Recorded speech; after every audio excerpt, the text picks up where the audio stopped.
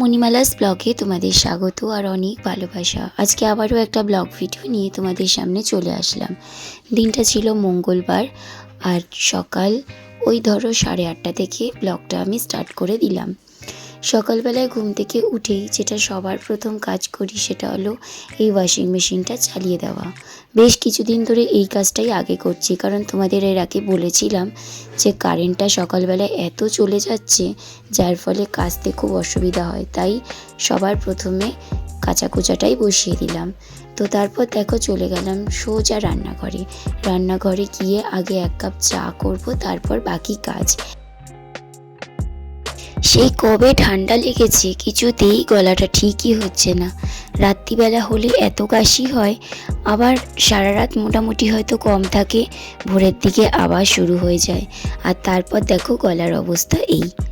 আবার যখন বেলা বাড়ে তখন আবার একটু ঠিক হয়, কিন্তু জোরে কথা তো বলতে খুব অসুবিধা হচ্ছে। আর একভাবে কথা বললে হাঁপিয়ে যাচ্ছি, সেই কীরকম দম নিয়ে নিয়ে তারপর কথা বলছি। তো সেই জন্য তোমাদেরকে আমি আগের দিন বলেছিলাম যে ভয়েস ওভারটা একটু অল্প অল্প দেব, কিন্তু কি করব, যখন ব্লগ ভিডিও দিই তখন যদি তোমাদের সাথে একটু গল্পই না করি, তোমরা কি করে বুঝবে যে আমি কবের ব্লগ দিচ্ছি, কখন থেকে কাজ শুরু করছি। তো সেই জন্যই একটু একটু করে তোমাদের সাথে কথা বলছি। মঙ্গলবার আর বৃহস্পতিবারে আমাদের ঠাকুরের পুজো দিতে একটু সময় লাগে, কারণ মঙ্গলবারে বজরংবলীর পুজো, বরমশাই একটু ফুল মিষ্টি এনে দেয়। আর মা সকাল সকাল তো এমনিতেই পুজো করে নেয়, কিন্তু বৃহস্পতিবারের পুজোটা আমিই করি। বৃহস্পতিবারে কিন্তু আমাদের ঘট পাতা হয়, আমাদের কেন, কোজাগরী লক্ষ্মী ঠাকুর যাদেরই আছে তাদেরই মনে হয় এই কাজটা করতে হয়। আর আমি তো বুধবার দিন সব পয় পরিষ্কার করেই রাখি। আর যেহেতু দেখো এখন শীতের বেলা, রোজ হয়তো ইচ্ছা নাও করতে পারে, রোজ মানে হচ্ছে প্রত্যেক বুধবার হয়তো ইচ্ছা নাও করতে পারে, তখন কি করি ওই বৃহস্পতিবার করেই আবার পরিষ্কার করে রাখি। কিন্তু ঘর বাসনপত্র মা সব আগের দিনকারই মেজে রাখে। ঠাকুরের বাসন মাজা প্রসঙ্গে একটু বলি, ঠাকুরের বাসন আগে আমিই মাজতাম।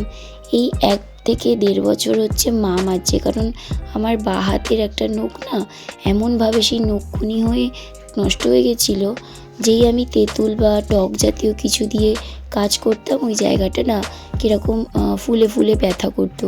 তো মাকে বললাম যে তুমি ঠাকুরের বাসনটা মাজো, কারণ ঠাকুরের বাসন মাজতেই বেশি আমার টক ইউজ করতে হয় হাতটায়। তো তারপর দেখলাম আস্তে আস্তে নখটা এখন ঠিকও হচ্ছে, আর বেশ বড় সড়ো নখও গজিয়েছে।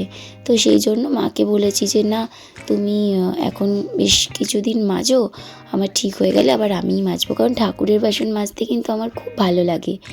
তো দেখো তারপর তোমাদের সাথে কথা বলতে বলতে আমি আবার ঘরে চলে আসলাম। 1 কাপ চা খেয়ে একটু গলাটা ঠিক করে নিয়েছি। এবার ওই যে রোজকার যে কাজ, প্রত্যেক দিন ঘর গোছানো, ঘর যতই গোছানো থাকুক এই কাজগুলো কিন্তু করতেই হয়। আর শীতকাল যেমন বিছানার অবস্থা হয়ে থাকে, ঠিক তেমনি ফ্লোরটাও, কারণ এই ম্যাটগুলো যদি না পাতি না এতটাই ঠান্ডা উঠবে, সেই কারণে এগুলো পাতা হয়। আর তোজো তাছাড়া সবসময় ঘরেই থাকে, আর ওকে হাওয়াই চটি কিনে দিয়েছি, কিন্তু কিছুতেই উনি পরবেন না, উনি খালি পায়ে হাঁটবেন। মোজা পরিয়ে দিলে একটু পরার পরই আবার খুলে দেবে। আর এই দেখো তোজোর আলমারির অবস্থাটা কি হয়েছে, এগুলোকে আজকে গোছাতেই হবে। দেখো বলতে বলতে কিন্তু আমি গুছিয়েও ফেলেছি, পুরো একদম পার্ট বাই পার্ট। এগুলো প্রত্যেকটা কাঁচা জামা, কারণ আমি এই আলমারিতে সবসময় কাঁচা পয় পরিষ্কার জামা কাপড়ই রাখি। তো প্রত্যেক দিনের যে কাঁচা জামা কাপড় রাখা তো হয়, সবসময় হয়তো পার্ট বাই পার্ট রাখতে পারি না, একবারে ধরে রেখে দিলাম। ওই এরকম অবস্থা যখনই হয় তখনই আবার গুছিয়ে ফেলি, খুব একটা হয় না, তবে ওই যখন সময় থাকে না তখন কোনো রকমে রেখে দিই, তারপরেই আবার তাড়াতাড়ি করে ঠিক করে দিই, তা নাহলে বেশি রাখলে জামা কাপড়গুলো কুঁচকে যাবে। তো দেখো ফাঁকে ফাঁকে আমি আবার ঘরটোর ঝাড়টারও দিয়ে নিলাম, কারণ এরপর মা স্নানে গেছে, বেরিয়ে এসে কিন্তু পুজোটা দেবে, সেই জন্য মায়ের ঘরটা আগে তাড়াতাড়ি করে পরিষ্কার করে দিলাম।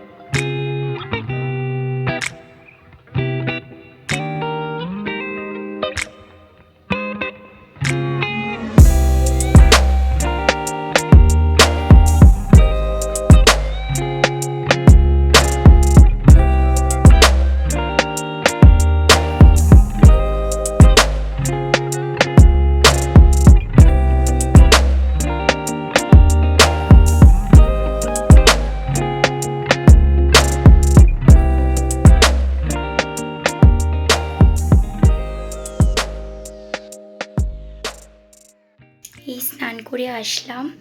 এখন বাজে হচ্ছে 2:30, বেজে গেছে 2:40। আজকে অনেক দেরি হয়ে গেছে। এখন আর এতটা দেরি করি না, অন্তত শ্যাম্পু করার থাকলে এত দেরি করি না। আজকে হয়ে গেছে, কিছু করার নেই। করছে লাঞ্চ করবে বলে।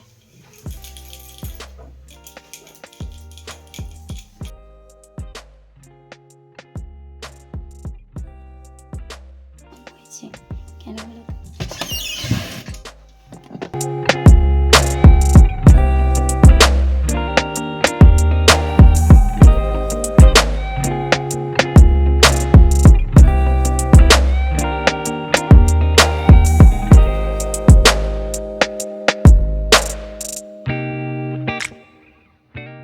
এরপর আমি স্নান টান করে নিয়ে গোপালের মুখটা ধুয়ে দিলাম। এরপর আমরা কিন্তু খেতে বসে যাব।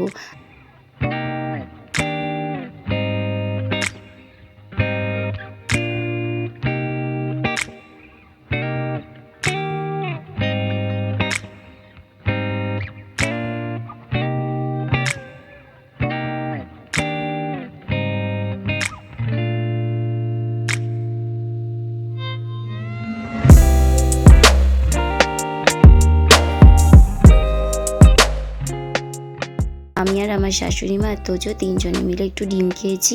সেই জন্য আজকে আমরা টেবিলে বসবো না, নিচে বসবো। টেবিলে সব নিরামিষ আছে আর আমরা নিচে খেতে বসবো। তো যাই হোক, আজকের ভিডিওটা এই পর্যন্তই রাখছি। যদি তোমাদের ভালো লাগে তাহলে অবশ্যই লাইক কমেন্ট শেয়ার করে দিও। আর যারা আমার ইউটিউব চ্যানেল থেকে দেখছো তারা চ্যানেলটাকে অবশ্যই সাবস্ক্রাইব করে পাশে থাকা বেল আইকনটা প্রেস করতে কিন্তু ভুলো না।